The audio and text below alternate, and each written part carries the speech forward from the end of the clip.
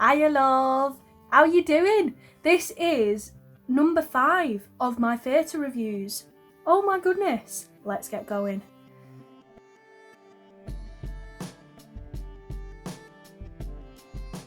So today I'm going to be discussing Small Islands, brought to you by the National Theatre.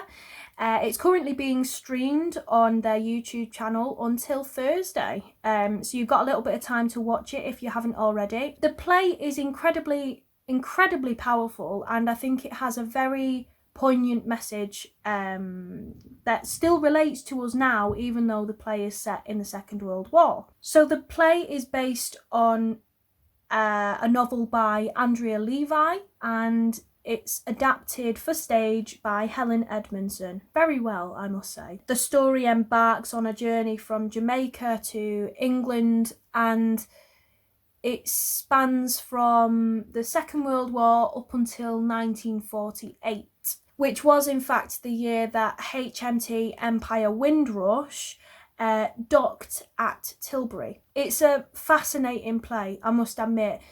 I think there are a lot of crucial conversations that are had by the characters within the play that we should be having now. They're still relevant.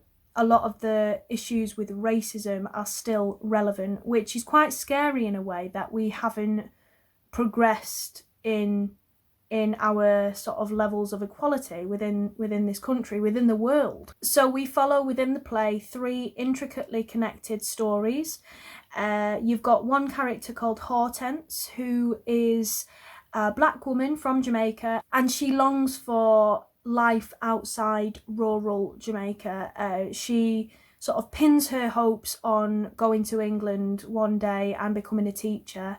Then you have Gilbert, who dreams of becoming a lawyer, but he fights in the war. He comes over to England and fights, and I think for me personally, I was drawn to that particular storyline arguably the most because of the way he was treated as a black male, by other soldiers, especially by American soldiers, interestingly, and how they mistreated him. I found that quite shocking. That was something that I wasn't very aware of, so that was quite important for me to learn. And then you have Queenie, who, this Yorkshire lass longs to sort of rid herself of her Lincolnshire roots. Really, really funny character, and played by Aisling Loftus. I thought she was brilliant. She was one of my favourite actors in that show. I think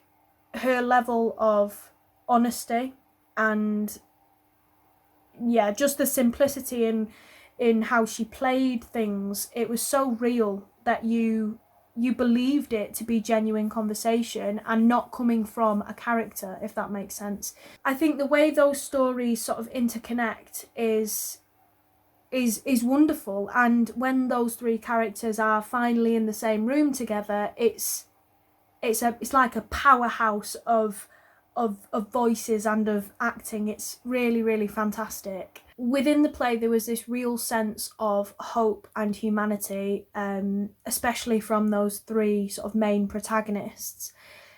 And for me, it became quite apparent how important a watch it was. Me, for example, my white privilege will mean that I never fully understand what these black people, what the black community went through, especially, with things like the war and with slavery and all that kind of thing. We're not taught about this, so we will never fully understand. And I think because of that, we need to be watching this play. We need to be watching plays, documentaries, films like that, so that we can educate ourselves, so that we can see how absolutely absurd it is to not treat the black community as equals. You have Gershwin Eustace Jr., who plays Gilbert. I think as an actor, he is absolutely fantastic. And there was one particular speech of his when he speaks to Queenie's husband, and he is so diplomatic about the way he does this, but he essentially says, we are the same. The only difference between me and you is the colour of our skin. And he speaks of how they need to work together to make the whole situation better, basically. And it was so powerful. I felt quite on side with him. I was cheering him on, and he did it with such clarity, which was beautiful. And the most devastating thing about it was Queenie's husband replies with, I'm ever so sorry, but I don't understand a single word of what you've just said. Those elements of hope and humanity within the play are sort of slapped in the face with a stubborn reality, and the anger, the frustration felt by you as an audience member is immense. And that is why this play is so good, because it puts you actively in a position where you question what you do. You question how you would respond to that. I like theatre like that puts you in a position where you have to think about your choices. Crucial.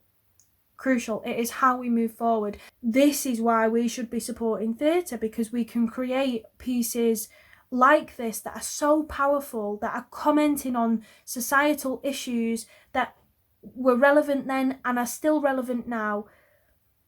And we're saying, right, how are we going to change this? The show was just fantastic, very well staged. I loved the use of AV, audio visual, within the play. I thought that was brilliant. The play is exceptionally funny throughout, which I love. It's a huge win from me. Do watch it. It's a must. Thank you so much for watching my video. I hope you've enjoyed this review. I've got a couple more reviews coming up this week, so do keep your eye out for those. As ever, like and subscribe if you enjoy my content. See you very soon and stay safe. Bye!